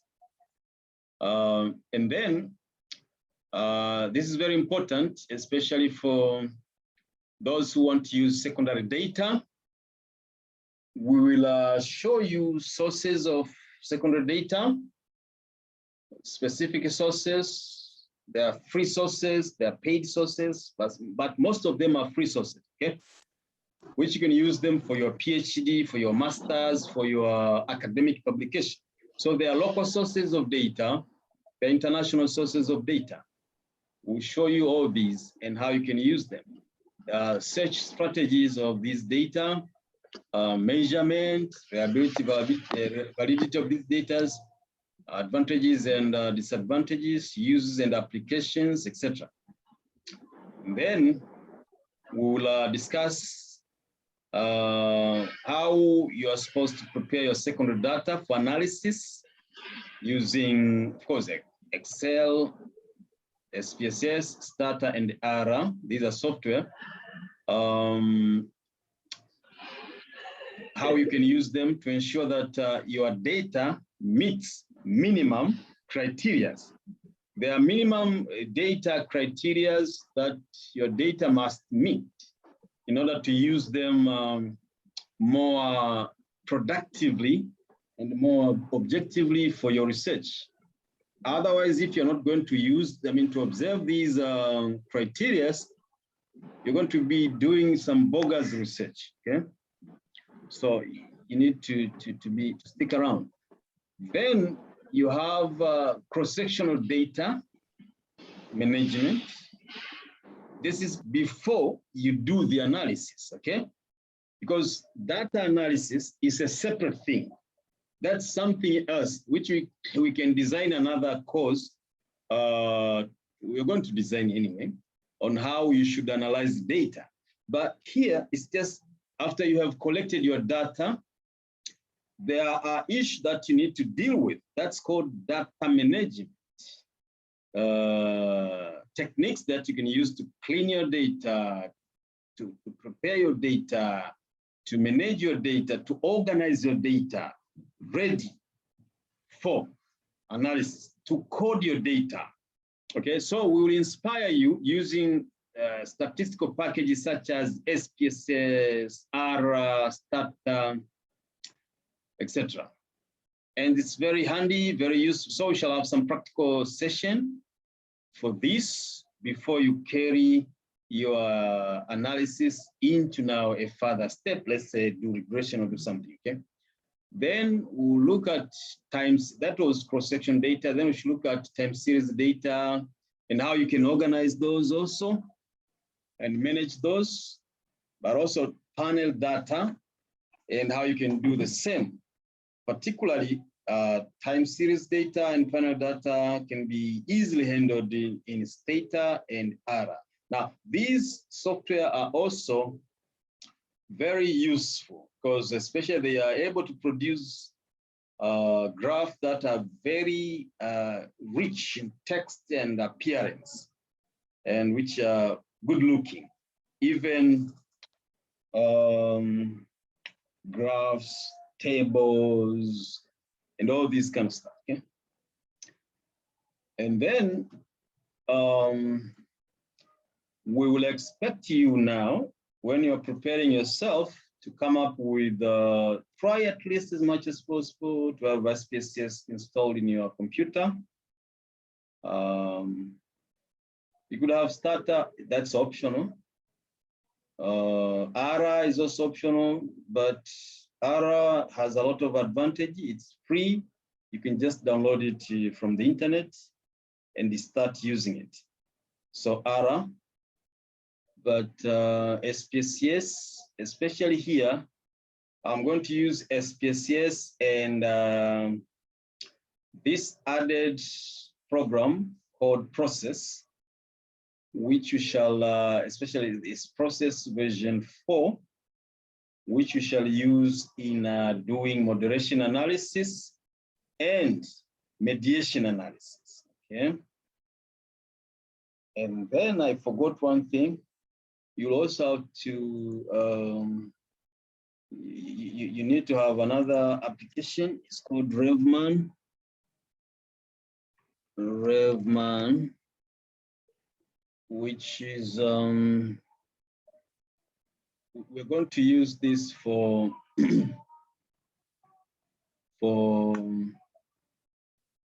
for meta-analysis, okay? This will be very useful in meta-analysis, which is is short for review manager, okay? That's Revman. This is also free. You can easily download it. But there are also other added software which you shall use. We added application which you can add it in your Excel and use it to develop, to do the same analysis of the meta-analysis that we're saying. So up until there, thank you for listening. And this is the end of our presentation. Unless if you have any question or any concern or anything that you need to speak up, speak aloud before we end this session and call it a day. Thank you very much. That's our expectation for the forthcoming seminar that we'll be doing from Monday up to Thursday. Any question?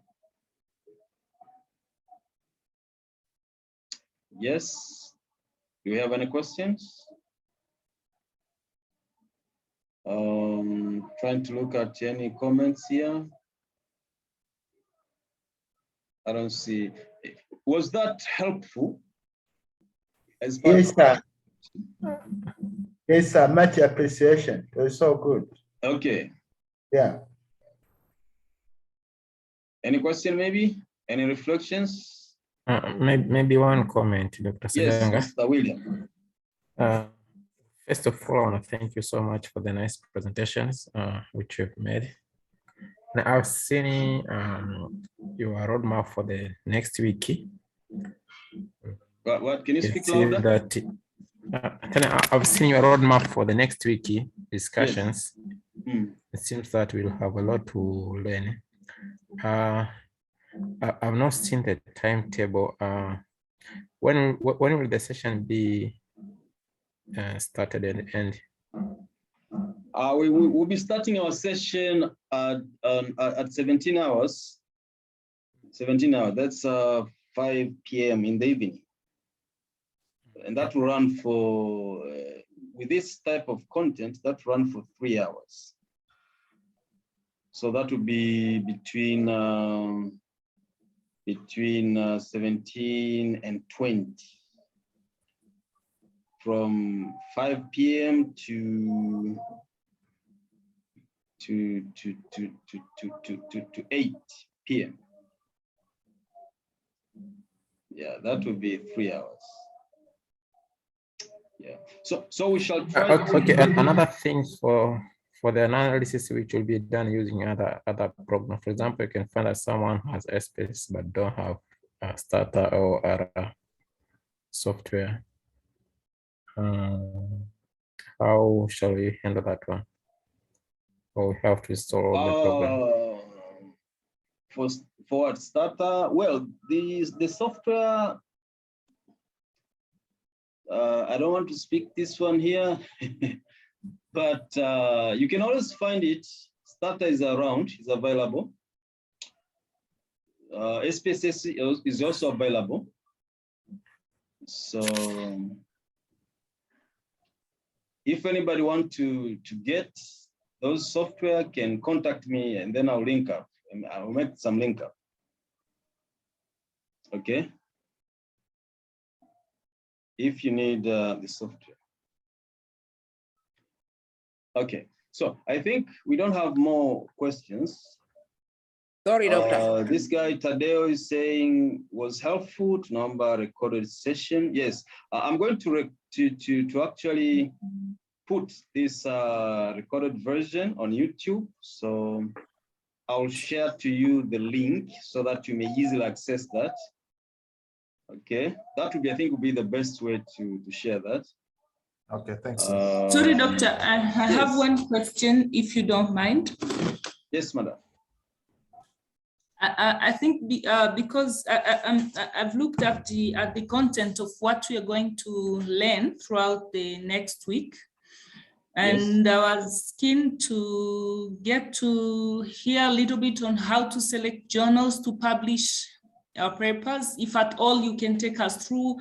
I've heard there are issues with credibilities and type of certain type of journals. If at all you shed some light on that area, yeah. Yes, I'll actually I'll deal with that in the training. Okay. I'll be sharing a lot on well, some of my papers that I've published also. I'll be sharing those also to inspire you. But okay, also I'll show you some other papers and journals that are reputable. Yes. And in most cases, in these journals, they have guidelines in their website on what they expect you to do.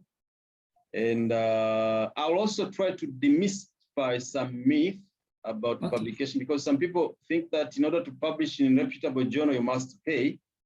That's not necessarily the case.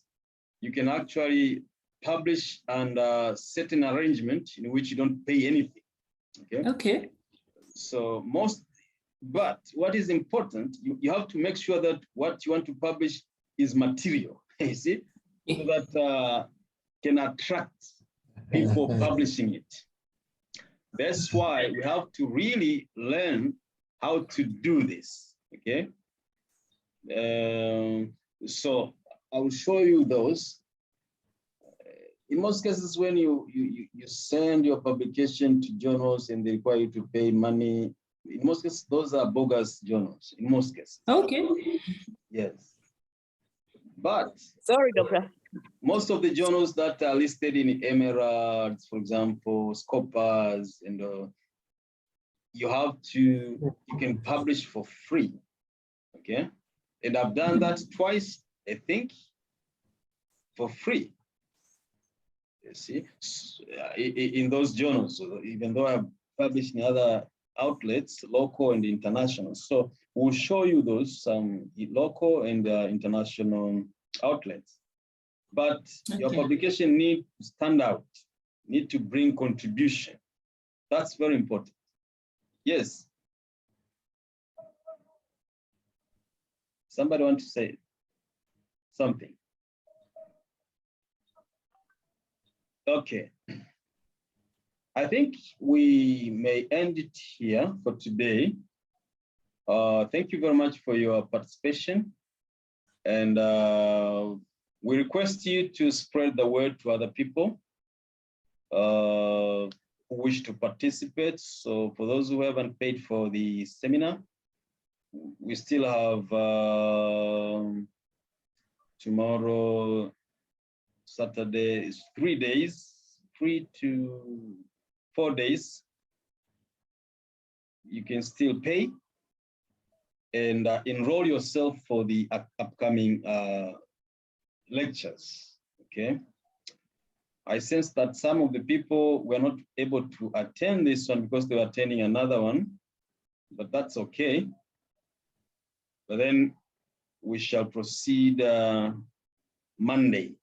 So make sure you have those tools in place, okay? Otherwise, thank you for your listening. We shall meet on Monday. Thank you very much. Okay, thank you. Thank you. Thank you, doctor. Thank you very much. Thank you.